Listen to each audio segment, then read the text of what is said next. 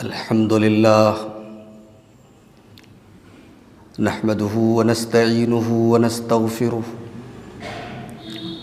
व नऊज़ु बिल्लाहि मिन शुरूरि अनफुसिना व मिन सय्यिआति अअमालिना मन यहदिहिल्लाहु फला मुदिल्ल लहु व मन युद्लिल फला हादिय लहु व अशहदु अल्ला इलाहा इल्लल्लाहु वहदहु ला शरीका लहु व अशहदु अन्न मुहम्मदन अब्दुहु व रसूलुहु या अय्युहल्लज़ीना आमनुत्तक़ुल्लाहा हक़्क़ तुक़ातिहि व ला तमूतुन्न इल्ला व अंतुम मुस्लिमून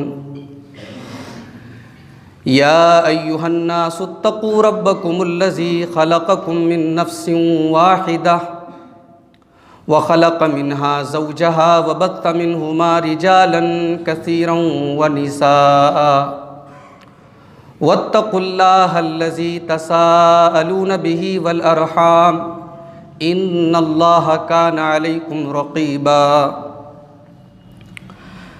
या अय्युहल्लज़ीना आमनुत्तक़ुल्लाहा व क़ूलू क़ौलन सदीदा युस्लिह लकुम अअमालकुम व यग़फ़िर लकुम ज़ुनूबकुम व मन युतिइल्लाह व रसूलहु फ़क़द फ़ाज़ फ़ौज़न अज़ीमा अम्मा बअदु फ़इन्न ख़ैरल हदीथि किताबुल्लाह व ख़ैरल हदी हदी मुहम्मदिन सल्लल्लाहु अलैहि वसल्लम व शर्रल उमूरि मुहदसातुहा व कुल्ल मुहदसतिन बिदअह व कुल्ल बिदअतिन ज़लालह व कुल्ल ज़लालतिन फ़िन्नार अऊज़ु बिल्लाहि मिनश शैतानिर रजीम बिस्मिल्लाहिर रहमानिर रहीम इन्न इब्राहीम कान उम्मतन क़ानितन लिल्लाहि हनीफ़न व लम यकु मिनल मुशरिकीन शाकिरन लिअनउमिहि इज्तबाहु व हदाहु इला सिरातिम मुस्तक़ीम। मुअज़्ज़ज़ उलमाए किराम, मुहतरम बुज़ुर्गों, नौजवान साथियों, पर्दानशीन माँ और बहनों, सबसे पहले मैं मुबारकबाद देता हूँ मकामी जमीयत अहले हदीस मदनपुरा के ज़िम्मेदारों को कि उन्होंने मस्जिद तैयब शाह के अंदर एक इंतहाई मुबारक सिलसिला अंबियाए किराम के वाक़यात का शुरू किया। हकीकत ये है कि बड़े लोगों की ज़िंदगियों के बारे में हमें पढ़ना चाहिए, जानना चाहिए, और बड़े लोगों में हमारे ईमान और अक़ीदे के एतबार से अल्लाह के बंदों में अल्लाह के सबसे चुने हुए बंदे अल्लाह के अंबिया हैं, अल्लाह के पैगंबर हैं, अल्लाह के रसूल हैं। इनकी ज़िंदगियों में हमारे लिए बहुत सारी नसीहतें हैं। इनमें से हर नबी अपने आप में इबरत और नसीहत का एक पूरा एक सिलसिला है। अल्लाह ताला ने कुरान करीम में अपने प्यारे नबी, अपने आखिरी नबी जनाब मोहम्मद रसूलुल्लाह सल्लल्लाहु अलैहि वसल्लम को हुक्म दिया कि फ़बिहुदाहु मुक़्तदी, ऐ नबी आप इन नबियों के तरीक़े की पैरवी कीजिए। और कुरान करीम में अल्लाह ताला ने इन नबियों के वाक़यात को यूं ही किस्सा कहानी के तौर पर नहीं बयान किया, इसीलिए बयान किया है कि हम उनके वाक़यात को पढ़ें और उनके वाक़यात में जो इबरत और नसीहत के पहलू हैं उसको अपनी ज़िंदगी में नाफिज करें। तो मैं इस मुबारकबाद के बाद अपने आप के लिए बहुत बड़ी खुशनसीबी समझता हूँ कि इस मुबारक सिलसिले की जो कड़ी आज के इस दर्स में आपके सामने पेश होने जा रही है, हज़रत इब्राहीम अलैहिस्सलातु वस्सलाम की ज़िंदगी के ताल्लुक़ से, ये मेरी खुशकिस्मती है कि इस अजीम पैगंबर की सीरत पर मुझे आपके सामने कुछ रोशनी डालने का मौका मिल रहा है। अल्लाह से दुआ करता हूँ रब्बुल आलमीन जो बातें बयान की जाएं, कहने वाले को, सुनने वालों को, सबको अमल की तौफीक अता फरमाए। मैं चाहता हूँ कि इब्राहीम अलैहिस्सलाम की ज़िंदगी की जो डिटेल कुरान ने बताई है, कुरान ने ये नहीं बताया कि वो किस शहर में पैदा हुए, कुरान ने ये नहीं बताया कि उनकी उम्र कितनी थी, कुरान ने ये नहीं बताया उनका ख़ानदान कैसा था। कुरान करीम ने जितनी डिटेल बताई है हज़रत इब्राहीम अलैहिस्सलाम की ज़िंदगी के जितने नसीहत के पहलू थे, जितने इबरत के पहलू थे, कुरान करीम ने उन सारे पहलुओं को बयान कर दिया। और मैं चाहता हूँ कि बस उन्हीं पहलुओं तक अपनी गुफ्तगू को महदूद रखूँ। इससे पहले कि मैं अपनी बात आगे बढ़ाऊँ, अगर पूछा जाए कि इब्राहीम कौन थे, अगर कहा जाए कि शॉर्ट में मुख्तसर तौर पर इब्राहीम अलैहिस्सलाम को इंट्रोड्यूस करूँ, उनका इंट्रोडक्शन पेश करूँ, तो कुरान करीम की 2 आयतें मैंने आपके सामने पढ़ी हैं। सूरत अन-नहल की आयत नंबर 120 और 121, कुरान करीम के 14वें पारे की 2 आयतें। ये 2 आयतें इब्राहीम अलैहिस्सलाम को समझने के लिए काफ़ी है। इब्राहीम कौन थे? इन्ना इब्राहीम कान उम्मतन कानितन लिल्लाह, बेशक इब्राहीम एक उम्मत थे। एक एक लफ्ज़ पर गौर कीजिए। इब्राहीम को पहला जो अल्लाह ताला ने खिताब इस आयत करीमा में दिया, उम्मत थे। उम्मत किसको कहते हैं? उम्मत का एक बहुत ही आम फहम लफ्ज़ हम सब जानते हैं। हम लोग बोलते हैं ना उम्मत मोहम्मदिया, मोहम्मद सल्लल्लाहु अलैहि वसल्लम की उम्मत, उनके मानने वाले। एक पूरी जमात को, एक पूरी कम्युनिटी को अरबी में उम्मत कहते हैं। अल्लाह ताला ने इब्राहीम को उम्मत कहा। इब्राहीम उम्मत थे, यानी मेरा अकेला इब्राहीम, उसका ईमान, उसका सब्र, उसका तवक्कुल, उसका रब की ज़ात पर यकीन, उसका दीन के लिए कुर्बानी देने का जज्बा, वो अकेले एक उम्मत के बराबर था। इन्ना इब्राहीम कान उम्मतन, इब्राहीम एक उम्मत थे। कुरान करीम में ये अल्फाज अल्लाह ने किसी और के लिए इस्तेमाल नहीं किए। ये बहुत अहम बात है। और इब्राहीम की सीरत पढ़ने के पहले हमें सोचना चाहिए कि क्या था उनके अंदर कि अल्लाह ने अकेले एक इंसान को एक उम्मत के बराबर करार दिया। और उम्मत का एक दूसरा मतलब भी होता है, उम्मत इमाम के माना में भी आता है। उम्मत का मतलब जिसकी इक्तिदा की जाए, जिसकी पैरवी की जाए। इन्ना इब्राहीम कान उम्मतन, इब्राहीम एक इमाम थे, रहती दुनिया तक के लिए इमाम थे। दुनिया की 2/3 आबादी, दुनिया की 2/3 आबादी आज इब्राहीम अलैहिस्सलाम का नाम एहतराम से लेती है। सिर्फ मुसलमान उनकी इज्जत नहीं करते, पूरी यहूदी कम्युनिटी, पूरी क्रिश्चियन कम्युनिटी इब्राहीम अलैहिस्सलाम को अपना बुजुर्ग मानती है। दुनिया की 2/3 आबादी उनको अपना इमाम मानती है।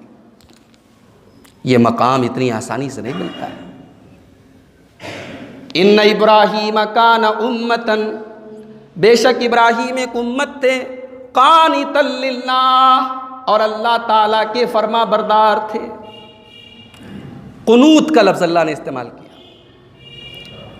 इसी से हम लोग कुनूत नाज़िला पढ़ते हैं नमाजों में, या दुआए कुनूत पढ़ते हैं, उसी कुनूत से कानित बना है। कानितन के माने हमेशा इताअत करने वाले।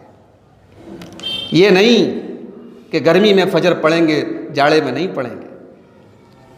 ये नहीं कि घर पे नमाज पढ़ेंगे, सफ़र में नहीं पढ़ेंगे। ये इताअत नहीं, ये कुनूत नहीं है। कुनूत है दवाम इताअत, हमेशा इताअत करते रहना। इब्राहीम अलैहिस्सलाम की ज़िंदगी में कभी कोई कजी नहीं आई। उन्होंने अपने रब का कलमा पढ़ा, अपने रब पर ईमान लाए, अपने रब की तौहीद का इकरार किया, तो ज़िंदगी की आखिरी सांस तक उस इताअत और उस दीन और उस इस्लाम पर कायम रहे। कानितन लिल्लाह, हमेशा हमेश इब्राहीम अल्लाह के फरमा बरदार। और तीसरी सिफत अल्लाह ने बयान की, हनीफा। इब्राहिम हनीफ थे। ये हनीफ क्या होता है? उर्दू अगर कुरान करीम का तर्जमा आप उठाएं तो हनीफ का तर्जमा आमतौर से कहते हैं यकसू। यकसू का क्या मतलब होता है? यकसू का मतलब होता है किसी एक तरफ अपना डायरेक्शन कर लेना। इसको अंग्रेजी में हम कह सकते हैं डिवोटेड, इसको इंग्लिश में हम कह सकते हैं कंसंट्रेटेड। इब्राहिम अलैहिस्सलातु वस्सलाम की पूरी जिंदगी अल्लाह रब्बुल आलमीन की ज़ात के लिए और उसके लिए डिवोटेड थी। उनकी ज़िंदगी में अल्लाह से बढ़ के कुछ नहीं था। अल्लाह का हुक्म आया औलाद कुर्बान, अल्लाह का हुक्म आया बीवी कुर्बान, अल्लाह का हुक्म आया बाप कुर्बान, अल्लाह का हुक्म आया फैमिली कुर्बान, अल्लाह का हुक्म आया वतन कुर्बान, अल्लाह का हुक्म आया तो अपनी जान कुर्बान। हनीफा, इब्राहिम हनीफ थे, डिवोटेड थे अल्लाह के लिए। इसीलिए जब हम कुर्बानी करते हैं जानवरों की तो एक दुआ पढ़ते हैं अबू दाऊद के अंदर वो दुआ मज़कूर है, इन्नी वज्जहतु वजहिया लिल्लज़ी फ़तरस समावाति वल अर्ज़। ये कुर्बानी करते वक्त मैंने अपना चेहरा उस अल्लाह की तरफ कर लिया जिसने ज़मीन व आसमान को पैदा। क्या ज़रूरत है ये बात कहने की? यहाँ चेहरा करने से मुराद सिर्फ ये नहीं है कि हम जानवर का रुख जो है वो किबला की तरफ कर रहे हैं। यहाँ मुराद ये है कि अपनी आरज़ुएं, अपनी तमन्नाएं, अपनी ख्वाहिशात, उन सब को हमने उनका डायरेक्शन एक तरफ कर दिया है। अब हम करेंगे वही जो हमारा रब कहेगा। हम इब्राहिम की सुन्नत अदा करने जा रहे हैं। तो इब्राहिम हनीफ थे। और अगली सिफत बड़ी अजीब व गरीब अल्लाह ने इस्तेमाल की, लम यकु मिनल मुशरिकीन। इब्राहिम मुशरिक नहीं थे। यह कहने की क्या जरूरत थी? यह कहने की जरूरत थी इसलिए कि आज यहूदी कहते हैं कि हम इब्राहिम के मानने वाले हैं, आज ईसाई कहते हैं कि हम इब्राहिम के मानने वाले हैं, और हमारे नबी की जिंदगी में मक्का के मुशरिकीन जिन्होंने खाने काबा के अंदर इब्राहिम अलैहिस्सलाम और इस्माइल अलैहिस्सलाम की पिक्चर्स रखी थी, उनकी तस्वीरें रखी थी उसके अंदर। अल्लाह के प्यारे नबी जब फतेह मक्का के मौके पर खाने काबा में दाखिल हुए तो देखा कि बड़ी बड़ी तस्वीरें रखी है खाने काबा के अंदर, इब्राहिम अलैहिस्सलाम की और इस्माइल अलैहिस्सलाम की। और उन तस्वीरों में ये दिखाया गया है कि ये दोनों इब्राहिम अलैहिस्सलाम और इस्माइल अलैहिस्सलाम ये पांसे के तीर निकाल रहे हैं। वो लोग किस्मत का हाल मालूम करने के लिए पांसे के तीर निकालते थे। अल्लाह के नबी ने उन तस्वीरों को पहले डिस्ट्रॉय करवाया, ख़त्म करवाया, और उसके बाद ऐलान किया अल्लाह की लानत हो उन लोगों पर। इतने अजीम पैगंबरों को उन्होंने कैसे गलत काम की तरफ मंसूब कर दिया। इब्राहिम अलैहिस्सलाम और इस्माइल अलैहिस्सलाम ने कभी अपनी ज़िंदगी में इस तरीके का कोई काम नहीं किया है। तो मक्का के मुशरिकीन का भी यही मानना था, हम इब्राहिम की औलाद हैं, इब्राहिम पर हमारा हक है। इसीलिए अल्लाह ने कुरान में बार बार इब्राहिम अलैहिस्सलाम का जब नाम आया कहा लम यकु मिनल मुशरिकीन मा काना मिनल मुशरिकीन। इब्राहिम मुशरिक नहीं थे, तुम्हें कोई हक नहीं है तुम अपने आप को हजरत इब्राहिम की तरफ मंसूब करो। तुम शिर्क करते हो और इब्राहिम की तरफ अपने आप को मंसूब करते हो। नहीं, इब्राहिम से हकीकत में अगर किसी का कनेक्शन हो सकता है, रिलेशन हो सकता है, ताल्लुक हो सकता है, तो अहले इस्लाम का हो सकता है, तौहीद वालों का हो सकता है। इसीलिए अल्लाह ताला ने सूरह आले इमरान के अंदर ऐलान किया, इन्ना औलन्नासि बिइब्राहीम लल्लज़ीना तबऊ व हाज़न नबिय्यु वल्लज़ीना आमनू। इब्राहीम अलैहिस्सलाम के ऊपर सबसे ज़्यादा अगर किसी का हक है तो उन लोगों का है जो इब्राहीम की पैरवी करते हैं, और इस नबी का यानी जनाब मोहम्मद रसूलुल्लाह सल्लल्लाहु अलैहि वसल्लम का है, और इनके ऊपर ईमान लाने वाले मुसलमानों का है। इब्राहीम मुशरिक नहीं थे। शिर्क करने वाला इब्राहिम का मानने वाला, इब्राहिम का फॉलोवर नहीं हो सकता। कुरान करीम की ये एक आयत उन लोगों के मुंह पर थप्पड़ है जो इब्राहिम को अपना बाप माने, इब्राहिम को अपना बुजुर्ग माने, इब्राहिम को अपने असलाफ में से माने और शिर्क करें। कुरान कह रहा है लम यकु मिनल मुशरिकीन, मेरा इब्राहिम मुशरिक नहीं था। और अगला जुमला गौर कीजिए, शाकिरन लिअनउमिही, मेरा बंदा इब्राहिम मेरी नेमतों पर शुक्रिया अदा करने वालों में से था, मेरी नेमतों का पर शुक्रगुजार रहता था। कुछ अजीब नहीं लगा आपको? इब्राहीम अलैहिस्सलाम की पूरी ज़िंदगी तो सब्र की ज़िंदगी है। घर छोड़ा सब्र किया, बाप छोड़ा सब्र किया, बेटा कुर्बान करने की बात आई सब्र किया, बच्चे को और बीवी को छोड़ा सब्र किया। होना तो ये चाहिए था मेरा बंदा इब्राहीम साबिर था। अल्लाह ने साबिर नहीं कहा, अल्लाह ने शाकिर कहा। देखो मोमिन के अंदर दो क्वालिटी होती है। मोमिन मुसीबतों में सब्र करता है, नेमतों पर शुक्र करता है। इब्राहीम के अंदर ये दोनों क्वालिटी थी, मगर अल्लाह ताला ने बजाय सब्र के उनकी शुक्र की क्वालिटी को हाईलाइट किया है। क्यों ऐसा किया अल्लाह ने? इब्राहीम सब्र भी ऐसा करता था कि वो शुक्र है। इब्राहीम के सब्र में बेचैनी नहीं थी। इब्राहीम आग में डाला जा रहा है, पेशानी पर बल नहीं है। इब्राहीम बेटे की गर्दन पे छुरी चला रहे हैं, हाथों में कोई कपकपाहट नहीं। इब्राहीम अपने दूध पीते बच्चे और अपनी बीवी को छोड़ करके जा रहे हैं, पलट के देख भी नहीं रहे। ऐसा साबिर शायद इस कायनात में कोई ना गुजरा हो, जो अल्लाह की आजमाइशों को अल्लाह की नेमतें समझकर, जो अल्लाह की तरफ से आए हुए कांटों को अपने हक में फूल समझे। ऐसा मकाम अगर किसी का है तो इब्राहीम अलैहिस्सलाम का है। शाकिरन लिअनउमी, मेरा इब्राहीम बड़ा शुक्रगुजार बंदा था। इज्तबाहु, ही वाज सिलेक्टेड बाय अल्लाह, उसे अल्लाह ने चुना था। इब्राहीम अल्लाह के चुने हुए बंदे थे। वह हदाहु इला सिरात मुस्तकीम, और इब्राहीम को सिरात मुस्तकीम की तरफ अल्लाह ने गामजन किया था। ये सूरह नहल की दो आयतें हैं। पूरा इब्राहीम अलैहिस्सलाम की पूरी सीरत का निचोड़ है कुरान करीम की ये दो आयतें। इब्राहीम को समझना है, बस इन दोनों आयतों को समझना। अब आइए हम आगे बढ़ते हैं। इब्राहीम पैदा हुए एक बुत परस्त फैमिली में। बाप बहुत बड़ा बुत परस्त है, पुरोहित थे अपने कौम का, अपने समाज का। इब्राहीम ने आंखें खोली, बुतों की इबादत हो रही है, सितारों की इबादत हो रही है, सूरज के आगे लोग हाथ जोड़ रहे हैं, चांद की पूजा हो रही है। अल्लाह के आगे कोई सजदा करने वाला नहीं है। इब्राहीम ने एक ऐसे माहौल में आंख खोली जहां तौहीद पर कोई नहीं है, और ऐसे माहौल में इब्राहीम खुद तौहीद पर ही नहीं है बल्कि तौहीद के सबसे बड़े अलमबरदार हैं। उन्हें अपनी पूरी कौम को तौहीद सिखाना है, तौहीद बताना है।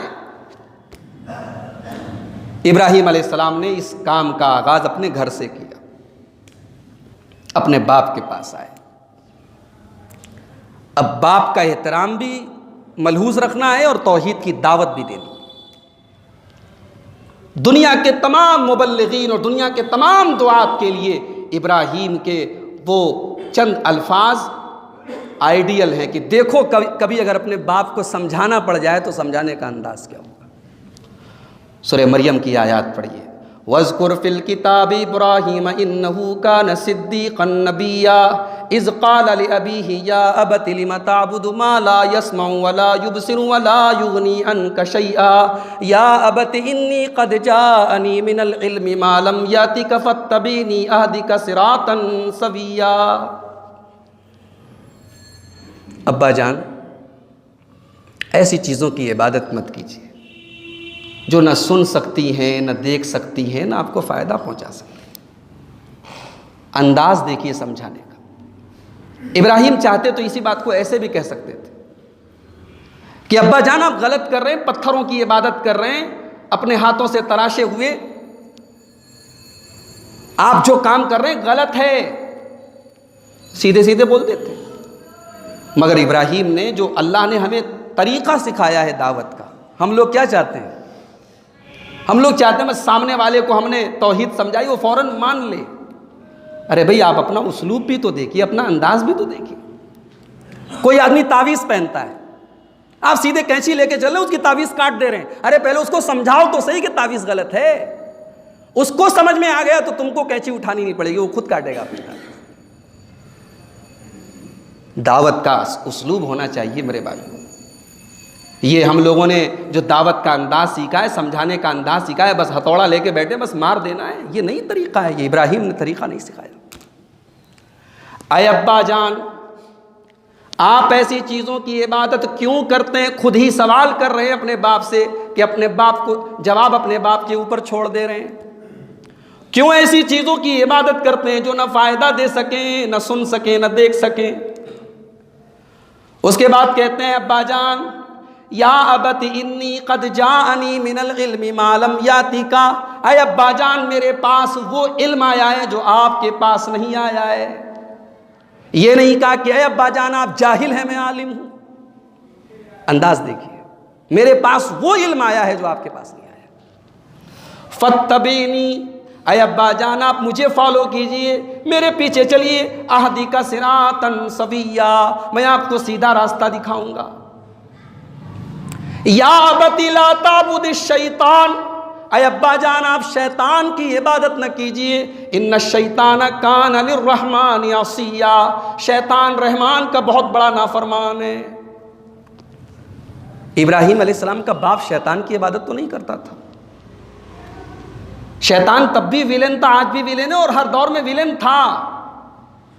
शैतान को इब्राहिम अलैहिस्सलाम के बाप भी अच्छा नहीं मानते थे, मगर यहां हजरत इब्राहिम ने अपने बाप से कहा कि शैतान की इबादत मत कीजिए। यानी आपने अल्लाह की तौहीद को छोड़ दिया तो इससे फर्क नहीं पड़ता कि आप पत्थर के बुत की इबादत कर रहे हैं, कि पेड़ की इबादत कर रहे हैं, कि सितारे की इबादत कर रहे हैं। आप हकीकत में शैतान की इबादत करें। कहा अब्बा जान शैतान की इबादत मत कीजिए। अच्छा, अब उसके बाद अपने दिल के दर्द का इजहार किया। आप मेरे बाप हैं, मैं जन्नत में जाऊं आप जहन्नम में जाएं, ये मुझे पसंद नहीं। या अबत इन्नी अखाफु अन यमस्सका अज़ाबुम मिनर रहमानि फतकून लिश्शैतानि वलिया, अय अब्बा जान मुझे ये डर है कहीं आप अल्लाह के अजाब में गिरफ्तार न हो जाएं। आप शिर्क की हालत में अगर मर गए, इसी हालत में आपका इंतकाल हो गया तो आप अल्लाह के अजाब के हकदार हो जाएंगे। अल्लाह अकबर। इब्राहिम के इन चंद जुमलों में एक बेटे का दर्द भी है, एक बाप का एहतराम भी है, एक दाई की खैरखाही भी है और समझाने का बड़ा प्यारा अंदाज है। और यहाँ अल्लाह ताला ने 4 आयतों में इब्राहिम अलैहिस्सलाम की उनके बाप के साथ जो डायलॉग हुआ है, जो बातचीत हुई, 4 आयतों में अल्लाह ने बयान किया। और हर आयत की स्टार्टिंग या अबती, अय अब्बा जान, अय अब्बा जान, अय अब्बा जान। एक बार अल्लाह ताला अय अब्बा जान कह देता तो बात पूरी हो गई थी। बार बार अब्बा जान का लफ्ज़ इसलिए इस्तेमाल किया गया, ये बताना मकसूद है कि जब आप किसी को दावत दें तो वो जिस पोस्ट पर हो, वो जिस मकाम पर हो, उसके मकाम की रियायत कीजिए। एक भंगी को समझाने का अंदाज़ और एक बादशाह को समझाने का अंदाज़ सेम नहीं हो सकता। अनज़िलुन्नास मनाज़िल, हमारी शरीयत ने यह भी सिखाया है। लोगों की वैल्यू और लोगों के स्टेटस और लोगों के मकाम और मर्तबे के लिहाज से उनके साथ बातचीत की जाए। अब्बा जान हैं तो अब्बा जान है, मुशरिक हैं फिर भी अब्बा जान है। अब अब्बा जान का रिएक्शन देखिए। इब्राहिम अलैहिस्सलाम के बाप, जिनका नाम कुरान में आज़र बताया गया, कहते हैं अतरगबु अन मिल्लती, ऐ इब्राहिम क्या तुम अपने बाप दादा के मिल्लत और अपने बाप दादा के मज़हब को छोड़ना चाहते हो? ऐ इब्राहिम, बेटा नहीं कहा, ऐ इब्राहिम क्या तुम अपने बाप दादा के मज़हब को छोड़ करके कोई नया दीन लेकर के आए हो? लारजुमन्नका, मैं मार डालूंगा तुझे, जान से ख़त्म कर दूंगा पत्थरों से मार मार के। वहजुरनी मलिया, चला जा मेरी नज़रों के सामने से, दूर हो जा, हट जा यहाँ से। बाप सख्ती कर रहा है, बेटा मोहब्बत से बात कर रहा है, बेटा अब्बा जान कह रहा है और बाप जान से मारने की धमकी दे रहा है, बाप घर से निकालने की धमकी दे रहा है। इब्राहिम अलैहिस्सलाम कहते हैं सलामुन अलैक सअस्तगफिरु लका रब्बी इन्नहु कान बी हफिया।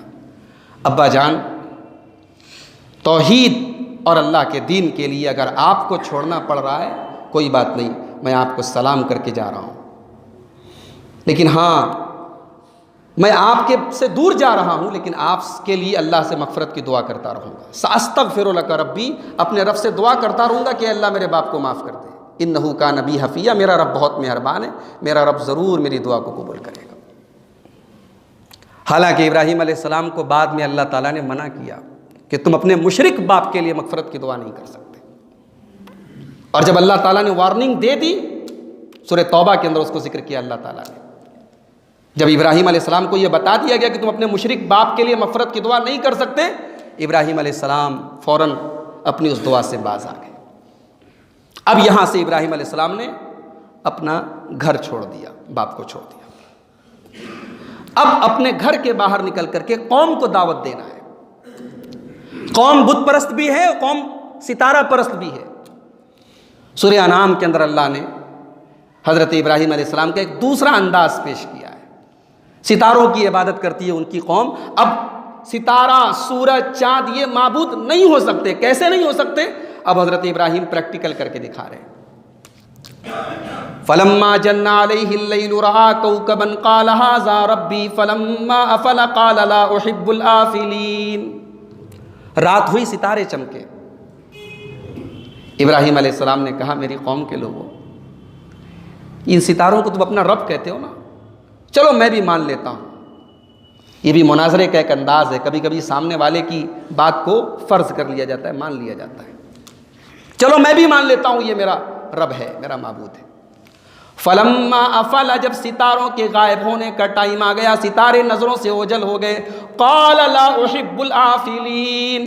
इब्राहीम अलैहिस्सलाम ने कहा, लोगों, एक नज़रों से ओझल हो जाने वाला, गायब हो जाने वाला, एक मखसूस टाइम पर नज़र आने वाला और मखसूस टाइम पर चला जाने वाला वो रब कैसे हो सकता है?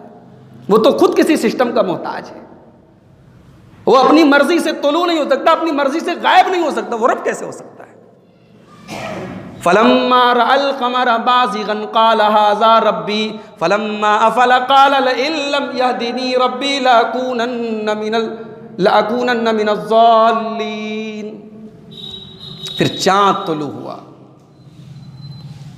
इब्राहीम अलैहिस्सलाम ने कहा, चलो इसको रब मान लेते हैं। चाँद अपने टाइम से तुलू हुआ, अपने टाइम से गायब हो गया। चाँद गायब हो गया। इब्राहीम अलैहिस्सलाम ने कहा, ऐ मेरी कौम के लोगों, अगर मेरे रब ने मुझे हिदायत न दी होती तो मैं भी तुम्हारी तरह गुमराह हो जाता और चाँद को अपना रब मान लेता। फिर अगले दिन सुबह को जब सूरज निकला, आफताब निकला, फलम्मा रअश-शम्स बाज़िग़तन क़ाल हाज़ा रब्बी हाज़ा अकबर फलम्मा अफ़लत क़ाल या क़ौम इन्नी बरीउम मिम्मा तुशरिकून। जब सूरज निकला, कहा कि इसकी भी पूजा करते हो ना, चलो इसको रब मान लेते हो, तो सबसे बड़ा है, ये दिखने में सबसे बड़ा है, चाँद से भी बड़ा है, सितारे से भी बड़ा है दिखने में। जब शाम का टाइम हुआ और सूरज भी गुरूब हो गया, इब्राहीम अलैहिस्सलाम ने अपना मैसेज दे दिया। सूरज भी अपने वक्त पर निकलता है, गुरूब होता है, चाँद भी अपने वक्त पर तुलू होता है, गायब होता है, सितारे भी अपने वक्त पर नजर आते हैं, अपने वक्त पर ओझल हो जाते हैं। ये रब नहीं हो सकते, ये तो खुद किसी के क्रिएशन है, ये तो खुद किसी के सिस्टम के पाबंद हैं। ऐ मेरी कौम के लोगों, मैं तुम्हारे शिर्क से बरी हूँ। इन्नी वज्जहतु वजहिया लिल्लज़ी फ़तरस समावाति वल अर्ज़। उसके बाद इब्राहीम अलैहिस्सलाम ने वही जुमले कहे जो हम अपने जानवरों की गर्दनों पर छुरी चलाते वक्त पढ़ते हैं कि मैं अपना चेहरा उस अल्लाह की तरफ कर रहा हूँ, मैं सबसे कट कर अपना ताल्लुक़ उस अल्लाह के साथ जोड़ रहा हूँ जो ज़मीन व आसमान का पैदा करने वाला है। ये इब्राहीम अलैहिस्सलाम ने दूसरी नसीहत की अपनी कौम को।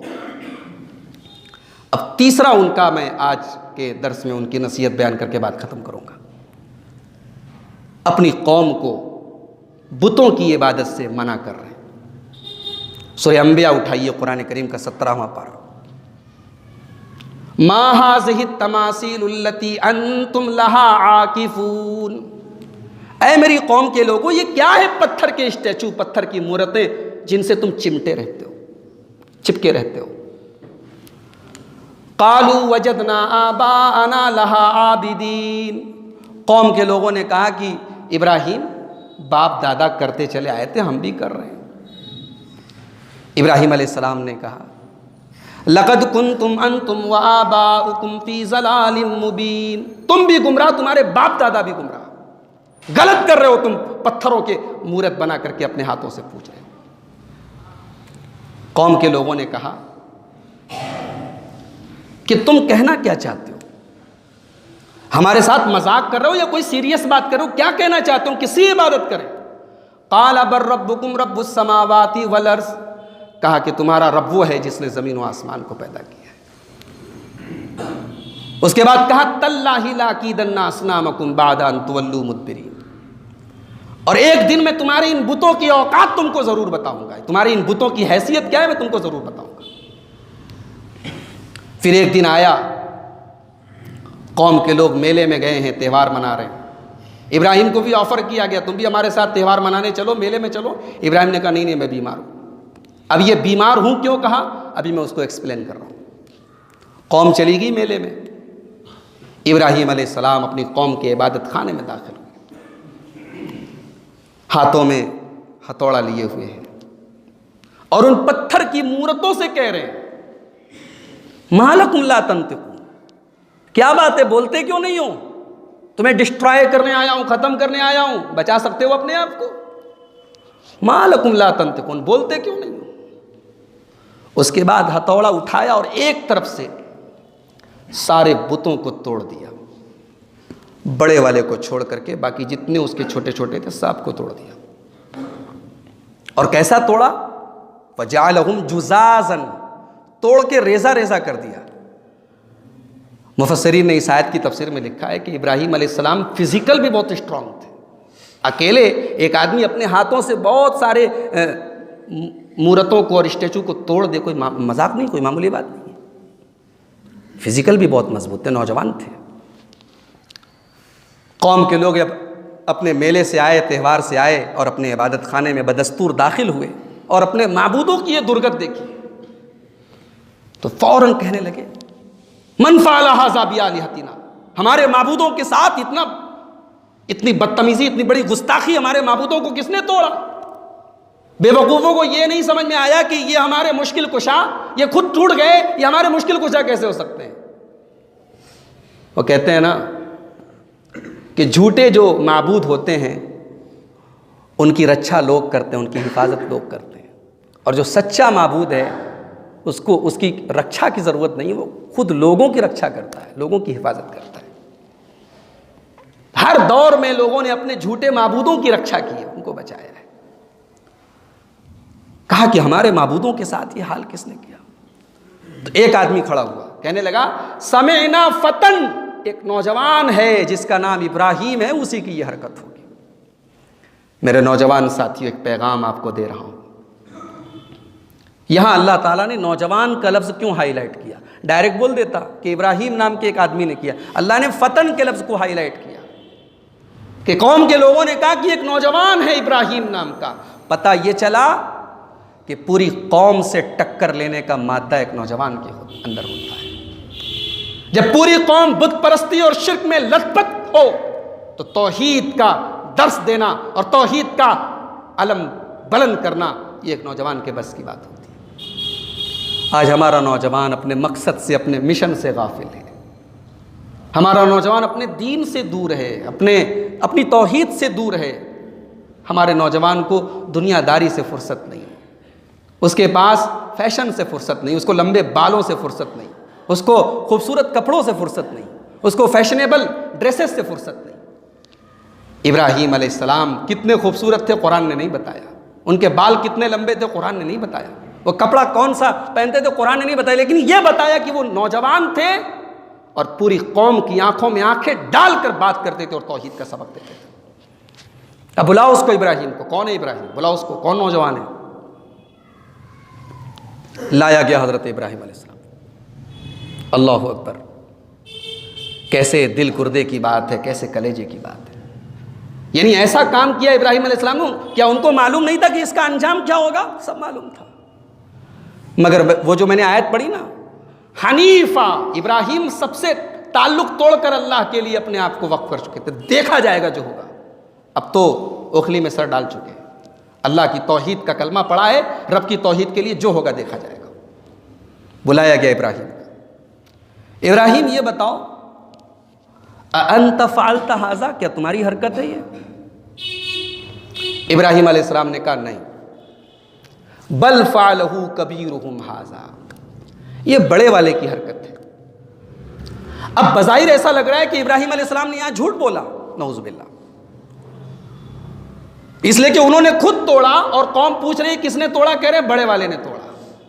अब यहाँ पर रुक जाइए और बुखारी शरीफ की एक हदीस अपने सामने रखिए। अल्लाह के प्यारे नबी फरमाते हैं, लम यक्ज़िब इब्राहीम अलैहिस्सलातु वस्सलाम इल्ला सलासा कज़बात। इब्राहीम अलैहिस्सलातु वस्सलाम ने अपनी पूरी ज़िंदगी में 3 ऐसी बातें बोली जो किज़्ब थी। किज़्ब के माने अरबी में झूठ को, जिसको हम उर्दू में झूठ कहते हैं, उसको अरबी में किज़्ब बोलते हैं। तो क्या वाकई में इब्राहीम अलैहिस्सलाम ने झूठ बोला था? नहीं। झूठ क्या होता है? झूठ ये होता है कि हम जो बात कह रहे हैं वो ओरिजिनल नहीं है, वो फैक्ट के खिलाफ है, हकीकत में कुछ और है और हम कुछ और कह रहे हैं, ये झूठ है। और एक होता है कि हम जो बात कर रहे हैं वो इनफैक्ट सही है, मगर हम सामने वाले को बताना कुछ और चाहते हैं। हम जो बात बोल रहे हैं वो इनफैक्ट सही है, लेकिन सामने वाले पर हम पर्दा डालना चाहते हैं। इसको अरबी में तौरिया बोलते हैं, इसको अरबी में तारीज़ बोलते हैं, और ये जायज़ है। इब्राहीम अलैहिस्सलाम ने यही किया था। उन्होंने कहा बड़े वाले ने किया है। क्या मतलब? इनके बड़े ने किया है, ये पत्थर के बुत हैं, इनसे बड़ा मैं हूं, मैंने किया है, इनफैक्ट मैंने किया है। मगर सामने वाले को अभी ये नहीं बता रहे कि मैंने किया, कहा बड़े ने किया है। अब जब बड़े ने किया है तो उनका ध्यान इस पर गया कि बड़ा वाला जो बुत बचा है उसने किया है। कौम के लोगों ने कहा इब्राहिम मेले में चलो, कहा मैं बीमार हूं। कौम के लोगों ने समझा वाकई में बीमार है, और हो सकता है इब्राहिम के दिल में ये रहा हो कि तुम्हारा ये शिर्क, तुम्हारे इस शिर्क को देखकर, तुम्हारे इस कुफ्र को देखकर, अल्लाह ताला की नाफरमानियों को देखकर मैं दिली तौर पर बीमार हूं, मैं रूहानी तौर पर बीमार हूं, मैं रूहानी तौर पर बेजार हूं तुमसे। तो ये झूठ नहीं था। अब हदीस में इसको क्यों झूठ कहा गया? तो ये बात याद रखिए कि अरबी जुबान में किस्ब कहते हैं, ऐसी बात को भी किस्ब कहा जा सकता है अरबी जुबान में, जो हम सामने वाले को कुछ और बताना मकसद हो और हमारे दिल में मुराद कुछ और हो। लेकिन उर्दू में जिसको हम झूठ कहते हैं वो एक अलग चीज़ है। इब्राहिम अलैहिस्सलाम ने झूठ नहीं बोला था, मगर चूंकि वो अल्लाह के इतने बड़े पैगंबर थे, उन्होंने जो ये तारीफ से काम लिया, तौरिया से काम लिया, इसको भी वो अपने हक में गुनाह समझेंगे। और क़यामत के दिन अल्लाह की बारगाह में जब इब्राहिम अलैहिस्सलाम के पास लोग पहुँचेंगे शफाअत के लिए, तो कहेंगे नहीं नहीं, मैंने अपनी ज़िंदगी में 3 ऐसी बातें बोली थीं जो हकीकत कुछ और थी और मैं सामने वाले को बताना कुछ और चाह रहा। तो कौम के लोगों से कहा कि बड़े वाले ने तोड़ा है। कौम के लोगों ने कहा लक़द अलिमता मा हाउलाई यंतिक़ून, इब्राहिम तुम जानते हो ये बोल नहीं सकते। आहा, यही कहलवाना था, बोल नहीं सकते। बोल नहीं सकते औलाद दे सकते, बोल नहीं सकते बिगड़ी बना सकते, बोल नहीं सकते अपना डिफेंस नहीं कर सकते, और तुम्हारी किस्मत का हाल बता सकते हैं। अल्लाह माफ करे, आज कितने मुसलमानों का यही हाल है। मनो मिट्टी के नीचे अल्लाह के वो बंदे जो दफन हैं, उन्हें आज हमने मुश्किल कुशा का खिताब दे रखा है। जो आज लोगों की बिगड़ी बना रहे हैं, नऊज़ुबिल्लाह। जब वो अपनी माँ के पेट में थे 9 महीने, वहाँ कौन उनको ग़िज़ा पहुँचा रहा था? जो आज गरीबों को नवाज रहे हैं, उनको उनकी माँ के पेट में कौन नवाज रहा था? उनको सारी ज़िंदगी कौन नवाज रहा था? काश अगर ये नुक्ता लोगों को समझ में आ जाए तो लोग गरीब नवाज, दाता, दस्तगीर, गौसे आज़म, ये सारा खिताब और ये सारे अलक़ाब अल्लाह के बंदों को देने के बजाय अल्लाह को देना शुरू कर दें। कहा है मेरी कौम के लोगों, उफ़्फ़िल लकुम वलिमा ताबुदून मिन दूनिल्लाह, अफसोस है तुम्हारे ऊपर, मत मारी गई है तुम्हारी। तुम ऐसी चीज़ों की इबादत करते हो, ऐसी चीज़ों को हाजत रवा मानते हो जो न सुन सके, न देख सके, न जवाब दे सके। हज़रत इब्राहीम अलैहिस्सलाम ने हुज्जत तमाम कर दी, मुनाज़रा जीत लिया। इब्राहीम अलैहिस्सलाम ने अपनी दलील पे ऐसी मजबूत दलील पेश कर दी, सामने वाले के पास कोई जवाब नहीं। और दुनिया का दस्तूर रहा है, जब दलील का जवाब दलील से ना हो तो दलील का जवाब ताकत से दो। कहा हर्रिकू, बहुत बोल रहा है, इसको जला दो, कम वक्त को खत्म कर दो इसको। वंसुरू आलिहतकुम, ये जो हमारे माबूदों का इसने बुरा हाल किया है, इनका सपोर्ट करना है कि नहीं करना है, इनको बचाना है कि नहीं बचाना है? बस इस गुस्ताख की सजा सजाए मौत है, इसको बुरी तरीके से जला के खत्म करो। अल्लाहु अकबर। इब्राहीम को जलाने के लिए आग तैयार की गई। एक इंसान को जलाने के लिए इतनी बड़ी आग तैयार की गई, पूरा गांव जलाया जा सकता था, पूरी बस्ती जलाई जा सकती थी। और मुफस्सिरीन ने लिखा है, अल्लामा इब्न कसीर ने लिखा है, अल्लामा इब्न जरीर तबरी ने लिखा है कि उस वक्त इब्राहीम अलैहिस्सलाम की कौम में इतना जज्बा था। औरतें, बच्चा बीमार होता था, औरतें कहती थी मेरा बच्चा ठीक हो जाएगा, इब्राहीम के लिए जो आग तैयार हो रही है इतनी लकड़ियां उस आग के अंदर दूंगी मैं। मन्नतें मानी जाती थी उस आग में लकड़ी देने के लिए। अल्लाह अकबर, कैसी आग रही होगी। आग जल के तैयार है और इब्राहीम अलैहिस्सलाम को उस आग में डाला जा रहा है। इब्राहीम अलैहिस्सलाम कुछ तो बेचैन रहे होंगे, कुछ तो उनको नजर आ रहा होगा कि इस आग में जाने के बाद मेरा हाल क्या होगा। मगर अल्लाह के इस बंदे की पेशानी पर कोई शिकन नहीं है, इसके दिल में कोई इस्तराब नहीं है, इसके दिल में वही सुकून है जो जनाब मोहम्मद रसूलुल्लाह सल्लल्लाहु अलैहि वसल्लम के दिल में गारे सौर के अंदर था। आग में डाला जा रहा है और इब्राहीम की ज़ुबान पर बस एक ही कलमा है, हस्बी अल्लाह व निअमल वकील, मेरा रब मेरे लिए काफ़ी है, मेरा अल्लाह मेरे लिए काफ़ी है। अल्लाह की तौहीद के लिए अगर आग है तो आग सही, अल्लाह मेरे लिए काफ़ी है, अल्लाह काम बनाने वाला है, अल्लाह मुझे ज़ाय नहीं कर सकता। अबू बकर सिद्दीक रज़ी अल्लाह तआला अन्हु ने अल्लाह के नबी से कहा था गारे सौर में कि अल्लाह के नबी, दुश्मन करीब आ चुका है, ज़रा सा नीचे देखेंगे हम पकड़ लिए जाएंगे। अल्लाह के प्यारे नबी ने क्या कहा था, मा ज़न्नुका बिइस्नैनि अल्लाहु सालिसुहुमा। इब्राहिम तुम्हारा, अबू बकर तुम्हारा क्या ख्याल है, हम सिर्फ दो हैं? नहीं, हमारे साथ एक तीसरा है, अल्लाह। और कुरान करीम में अल्लाह के नबी के जो अल्फाज अल्लाह ताला ने नकल किए, ला तहज़न इन्नल्लाह माना, ऐ अबू बकर घबराओ नहीं, अल्लाह हमारे साथ है। आज हिंदुस्तान के जो भी हालात हैं, अल्लाह हमारे मुल्क की हिफाजत करे। अभी खबर आई है दिल्ली के अंदर हालात ख़राब करने की कोशिश हो रही है, आतिशजनी हो रही है, घरों को जलाया जा रहा है, दंगे फसाद भड़काए जा रहे हैं, अल्लाह हिफाजत करे सबकी। लेकिन जो हालात हैं मेरे भाइयों, हमारे नबी हमारे लिए उसवा है और हमारे नबी ने हमें ये ईमान दिया है कि परेशानी, मुश्किल से मुश्किल हालात में भी एक मोमिन का शिआर यही होना चाहिए, एक मोमिन के दिल में और एक मोमिन की ज़ुबान पर यही होना चाहिए, इन्नल्लाह माना, अल्लाह हमारे साथ है। इब्राहीम आग में डाले जा रहे हैं और हस्बी अल्लाह व निअमल वकील कह रहे हैं।